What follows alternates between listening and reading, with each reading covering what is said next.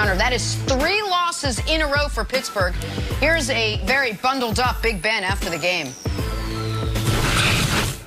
Do you right now, in the month of December, truly feel 100% in your arm?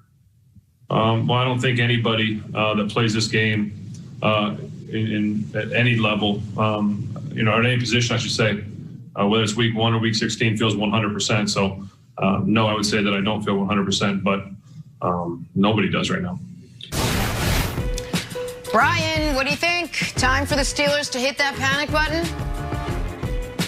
Absolutely, it's time for the Steelers to hit that panic button. And Jenna, you said it right. This was their opportunity to get right. Their opportunity to say, let's get this thing back on the right track, because November and December is usually the time where their teams are getting ready for the playoffs. But let me give you a quick outline of how the season works from a player's perspective. August and September, you're finding your identity for the football team. You're getting in shape. October, at that point, you're perfecting your identity. And now November and December, you're working everything towards the playoffs. The playoffs are the most important part.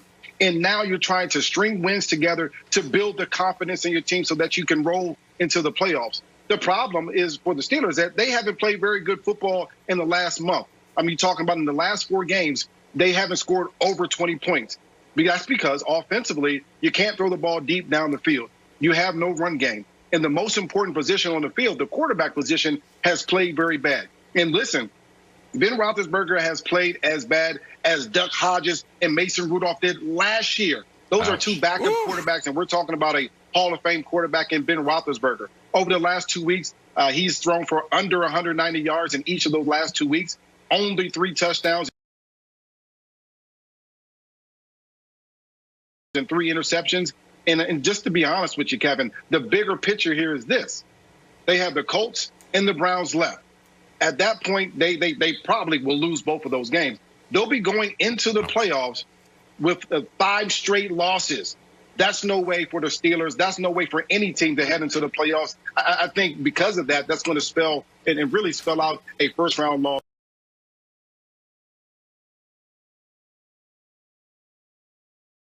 for the Pittsburgh Steelers. And according to our ace researcher, Dusty...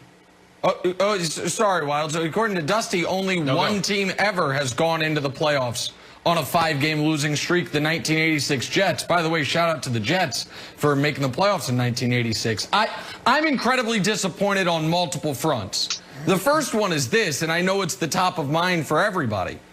I thought we were going to get to see something we've never seen in the history of the NFL this season.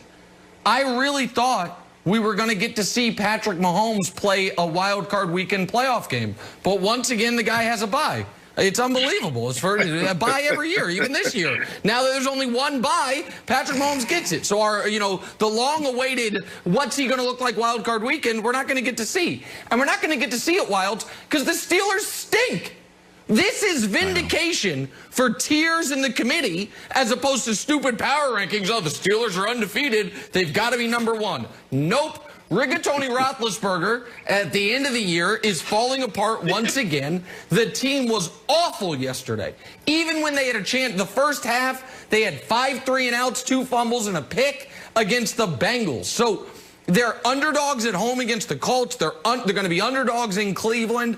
11-0 turning into 11-5 is absolutely in play, and it's a disaster for them.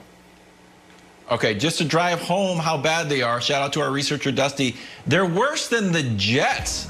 So we're like, I know they're struggling, but they're worse than the Jets. Shout out to the resurgent Adam Gase. And Nick, look at this. Christmas came early for you. You don't have this take yet, so old KW is going to give it to you. Guess what? Is that Bills win over the Steelers that impressive now? I don't know. Bills Mafia seemed very happy when they beat the top-ranked Steelers. So there you go. Little early Christmas present from your old buddy KW. That's right. That's a good take. Go ahead, Jenna. But that's a good take, Wild. Props. Give it to you. No, I'm giving it to you. It's a good take. Okay, thanks. When are you supposed to remember He's that? leaving it there. He's not running anywhere because we want to tell you about this before the game. JuJu Smith-Schuster doing his typical dance on the Bengals logo. This is what JuJu's been doing. I'm sure he thought, hey, there's no way it could be a bad idea, right? No way. Bengals safety Von Bell disagreed. He called JuJu's dance disrespectful, said the only way to get him back is to hit him. Guess what he did? Oh, he hit him hard, bell, boom, unloading on JuJu in the first quarter. Forced a fumble. Bad juju, JuJu. If anyone knows it, it's you. Wilds, I'll send it back to you. Time to retire the pregame dance after what happened yesterday? Unfortunately, no. Now you can't. You can't say I got hit once and fumbled the ball.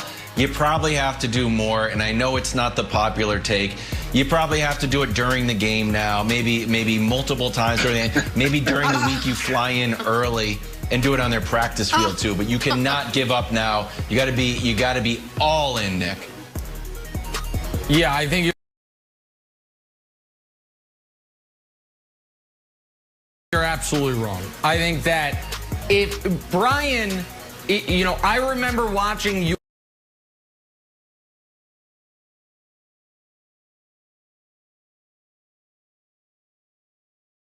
Your Eagles sometimes do this as a team. To me, that is very different than a guy doing it by himself and, you know, almost isolating himself from the team to show up the opposing team. If you're 11-0, nobody can tell you nothing anyway. But at this point, with their offense playing that way, with JuJu fumbling the football, I think this is done, Brian.